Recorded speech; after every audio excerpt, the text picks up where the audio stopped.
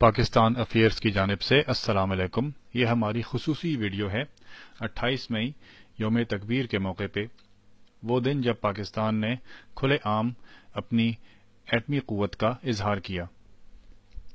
بہرحال پہلے دھماکے 28 مئی کو کیے گئے، لیکن کہانی اس سے کافی عرصہ پہلے شروع ہوئی۔ مئی 1974 میں بھارتی وزیر اعظم اندرا گاندھی کے دور حکومت میں بھارت نے اپنا پہلا ایٹمی دھماکہ کیا، جو پاکستان کی سرحد سے 150 کلومیٹر دور راجستھان کے صحراؤں میں پوکھران کے مقام پہ کیا گیا۔ اس وقت تک پاکستان کا ایٹمی ہتھیار حاصل کرنے کا کوئی ارادہ نہیں تھا، لیکن بھارت کے اس اقدام نے پاکستان کو اپنی حفاظت کے لیے ایٹمی ہتھیار کے حصول کی کوششیں کرنے کے لیے مجبور کر دیا۔ بھارت کے پاس اس وقت ایٹمی ہتھیاروں کے بارے میں تفصیلی اور جامع معلومات نہیں تھیں، اور ان کا یہ تجربہ بہت ہی کم گہرائی پر کیا گیا، اور اس کی وجہ سے قریب کے دیہاتوں کو کافی نقصان ہوا۔ کئی لوگوں کی عمارتوں میں دراڑیں پڑیں، اور آج تک قریبی دیہاتوں کے رہنے والے اس بات کی شکایت کرتے ہیں کہ اس وقت زمین سے نکلنے والی تابکاری سے اب تک انہیں کینسر اور دوسری بیماریاں ہوتی ہیں۔ بھارت نے یہ ٹیسٹ 18 مئی 1974 کو کیے، اور اس سے کچھ ہی دن پہلے 11 مئی 1974 کو اس وقت کے پاکستانی وزیر اعظم ذوالفقار علی بھٹو اور چین کے بانی ماؤ زے تونگ کے درمیان ملاقات ہوئی تھی، اور اس ملاقات میں اس بات کا فیصلہ کیا گیا تھا کہ اگر بھارت نے ایٹمی ہتھیار بنائے تو علاقے کا فوجی توازن برقرار رکھنے کے لیے چین پاکستان کی ایٹمی مدد کرے گا۔ اس دورے کے دوران چین کے بانی ماؤ زے تونگ کی طبیعت ناساز ہو گئی، اور ذوالفقار علی بھٹو کے ساتھ یہ ان کی کسی بھی بیرونی سربراہ مملکت کے ساتھ آخری ملاقات رہی۔ اس ملاقات کے چند دنوں بعد بھارت نے اسمائلنگ بدھا کے نام سے پوکھران کا دھماکہ کیا، اور چین نے اپنے وعدے کے مطابق کوئی ٹیکنالوجی تو نہ دی، لیکن 50 کلو افزودہ یورینیم پاکستان کے حوالے کر دیا، تاکہ پاکستان اس پہ اپنے تجربات کر کے اپنے ایٹمی معلومات میں اضافہ کر سکے۔ پاکستانی سائنسدانوں کو اس بات کا پتہ لگانا تھا کہ کیا بھارت نے واقعی ایٹمی دھماکے کیے ہیں یا نہیں، اور اگر کیے ہیں تو اس میں کون کون سے عناصر استعمال کیے ہیں، یورینیم استعمال کیا ہے یا پلوٹونیم یا کچھ اور۔ چنانچہ پاکستانی سائنسدانوں نے ایک طریقہ نکالا۔ اس بات کا علم پاکستانی سائنسدانوں کے پاس موجود تھا کہ ایٹمی دھماکے سے ہونے والی گرد کافی اونچائی تک فضا میں بلند ہوتی ہے، اور اگر کوئی ہوائی جہاز اس فضا میں سے گزرے تو تابکار مواد اس کی بیرونی سطح پہ چپک جاتا ہے، اور یوں بھارت کے فضائی حدود میں سے جو بھی جہاز گزر کے پاکستان کے ہوائی اڈوں پہ اترتا، پاکستان ایٹامک انرجی کمیشن کے سائنسدان جا کر اس جہاز کو ٹشو پیپر سے صاف کرتے اور گرد جمع کرتے، اور اس گرد کو پھر پاکستان ایٹامک انرجی کمیشن کے لیبارٹریوں میں ٹیسٹ کیا گیا، اور اس سے جو تابکار مواد حاصل ہوا اس سے اندازہ لگایا گیا کہ بھارت کے ایٹمی دھماکے کتنے طاقتور تھے اور اس میں کیا کیا میٹیریل استعمال ہوا۔ اس وقت پاکستان کے پاس کوئی جاسوسی سیارے موجود نہیں تھے، اور کوئی اور ایسا طریقہ نہیں تھا جس سے بھارت کے ایٹمی دعووں کے صحیح یا غلط ہونے کا اندازہ لگایا جا سکے۔ چنانچہ پاکستانی ایٹامک انرجی کمیشن نے ایک نیا طریقہ نکالا۔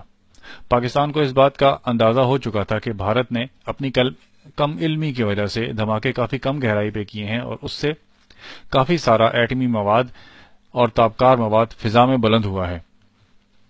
چنانچہ جو بھی ہوائی جہاز بھارت کی فضائی حدود سے گزر کے پاکستان میں ہوائی اڈوں پہ اترتا، پاکستان ایٹامک انرجی کمیشن کے سائنسدان جا کر کے اس جہاز کو ٹشو پیپر سے صاف کرتے اور دھول جمع کرتے۔ اس دھول کو پھر لیبارٹریوں میں لے جایا جاتا اور ٹیسٹ کیا جاتا۔ پاکستانی سائنسدان اس دھول میں تابکار مواد تلاش کرتے، اور یوں پاکستانی سائنسدانوں نے اس تابکاری کے ذریعے سے اس بات کا اندازہ لگایا کہ بھارت نے یورینیم، پلوٹونیم یا کون سی دھات اپنے ایٹمی ٹیسٹ میں استعمال کی ہے۔ اس وقت پاکستانی سائنسدان ڈاکٹر عبدالقدیر خان بیلجیم میں ایک پرائیویٹ کمپنی یورینکو میں کام کرتے تھے جو کہ ایٹمی بجلی گھروں کے لیے یورینیم کو افزودہ کرتے تھی۔ پاکستانی خفیہ ادارے نے بیلجیم میں موجود پاکستانی ایمبیسی کے ذریعے سے عبدالقدیر خان سے رابطہ کیا اور ان سے حب الوطنی کے جذبے کے تحت اس بات کی درخواست کی کہ اگر وہ کسی بھی قسم کی ٹیکنالوجی پاکستان کو فراہم کر سکیں تو ضرور کریں۔ اپنے کیریئر کو داؤ پہ لگاتے ہوئے اور کافی خطرات مولتے ہوئے ڈاکٹر عبدالقدیر خان نے کمپنی سے یورینیم افزودہ کرنے والی مشین سینٹریفیوج کے نقشے اٹھائے اور پاکستانی ایمبیسی کو فراہم کیے۔ یہ ایک انتہائی پیچیدہ مشین ہوتی ہے جس کی تمام تفصیل ہم اپنی ایک پچھلی ویڈیو میں بیان کر چکے ہیں۔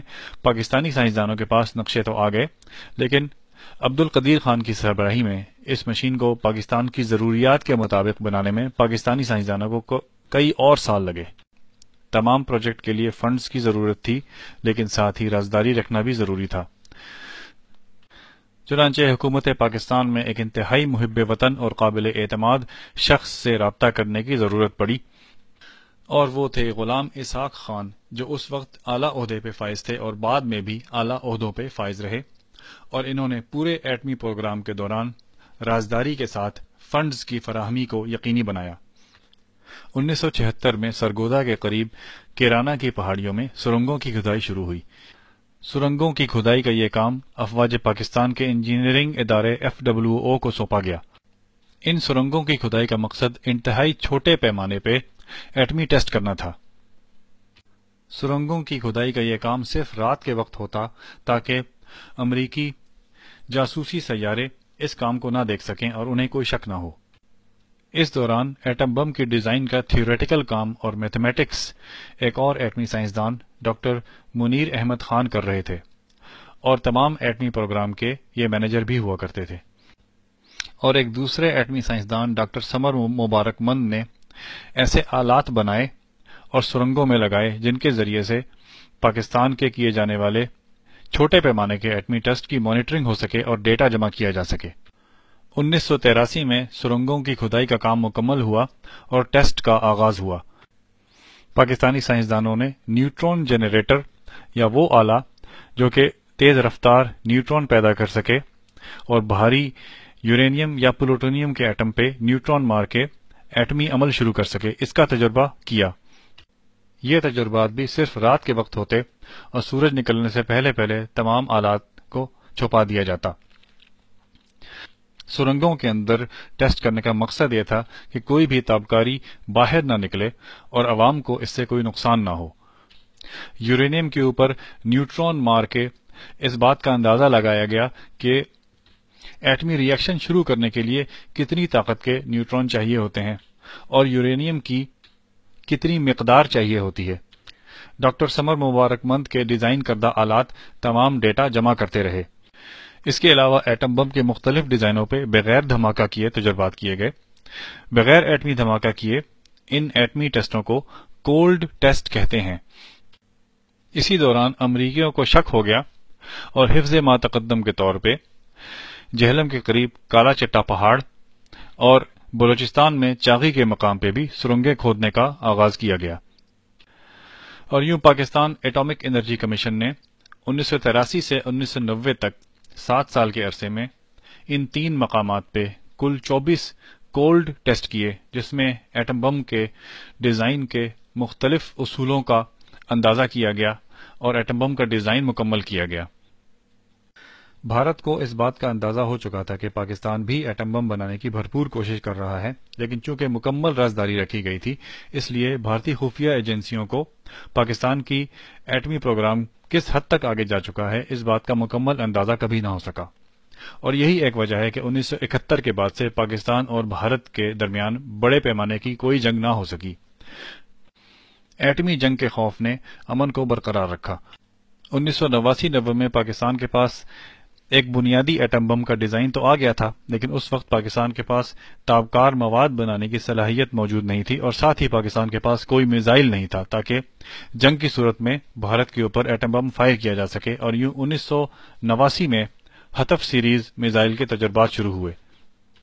ساتھ ہی سینٹریفیوج نامی مشین جس میں یورینیم اس حد تک افزودہ کیا جاتا ہے کہ وہ ایٹم بم یا ایٹمی ری ایکٹر میں استعمال ہو سکے، اس کی ڈیزائننگ میں اور اس کو بنانے میں پاکستانی سائنسدان مصروف رہے تاکہ اس حد تک یورینیم بنایا جا سکے اتنی تعداد میں اور اس اچھی کوالٹی کا کہ اسے ایٹم بم میں استعمال کیا جا سکے. اور اس کام پہ کئی سال لگ گئے کیونکہ اس قسم کی کئی ہزار مشینیں بنانے کی ضرورت پڑتی ہے صرف چند کلو یورینیم بنانے کے لیے. اور ایک ایسے ری ایکٹر کی ڈیزائن پہ بھی کام جاری رہا جو کہ یورینیم کو پلوٹونیم میں تبدیل کر سکے، اور ایسا پہلا ری ایکٹر پاکستان نے خوشاب کے قریب 1998 میں مکمل کیا.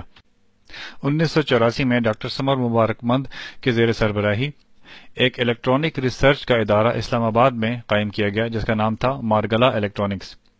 اس ادارے نے پاکستانی میزائل پروگرام کے لیے گائیڈنس سسٹم کی ڈیزائننگ بھی جاری رکھی.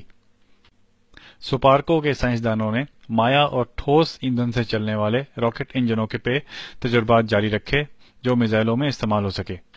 گائیڈنس سسٹم اور انجنوں کو ہتف سیریز کے میزائلوں پہ ٹیسٹ کیا گیا، اور یوں 11 مئی 1998 کو جب اس وقت کے بھارتی وزیر اعظم اٹل بہاری واجپئی نے ٹی وی پر آ کر کے ایک پریس کانفرنس میں بھارت کے دوسرے ایٹمی تجربات کا اعلان کیا تو پاکستان کے پاس ایٹمی ٹیسٹ کرنے کے لیے ایٹمی مواد، الیکٹرانکس، ڈیزائن اور سرنگیں پہلے سے ہی موجود تھیں.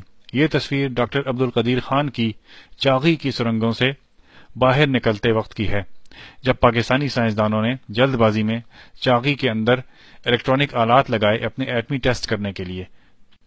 یہ سرنگیں تقریباً 1.5 کلومیٹر لمبی پہاڑ کے اندر گئی ہوئی تھیں اور انگریزی زبان کے لفظ ایل کی شکل کی بنائی ہوئی تھیں، اور پھر انہیں اندر ایٹمی آلات رکھ کے، الیکٹرانکس آلات رکھ کر کے بالکل سیل کر دیا گیا تاکہ کوئی بھی ایٹمی تابکاری باہر نہ آ سکے. اور پھر دھماکوں کے دوران باہر بیٹھے پاکستانی سائنسدان الیکٹرانک آلات کے ذریعے سے تمام ڈیٹا جمع کر رہے تھے. سرنگوں کو اور ان میں موجود آلات کو آپ اس ویڈیو میں دیکھ سکتے ہیں.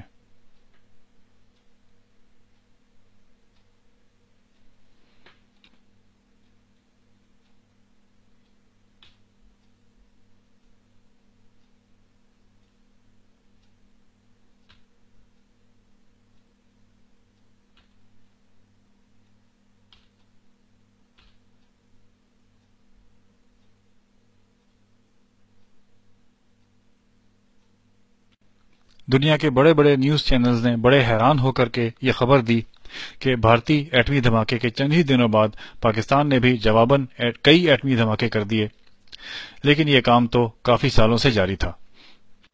ایٹمی ہتھیاروں کو بہتر سے بہتر بنانے کا کام آج بھی جاری ہے، اور پاکستان اپنے ایٹم بم کے ڈیزائن اور ڈیلیوری سسٹم یعنی میزائل کے ڈیزائن میں مسلسل بہتری لا رہا ہے تاکہ بھارت، جو کہ ہم سے کئی گنا بڑا ملک ہے، کسی بھی مہم جوئی کرنے سے پہلے کئی دفعہ سوچے. اور یوں یوم تکبیر کے موقع کی اس خصوصی ویڈیو کا اختتام ہوتا ہے. امید ہے آپ کی معلومات میں اضافہ ہوا ہوگا. پاکستان زندہ باد. اللہ حافظ.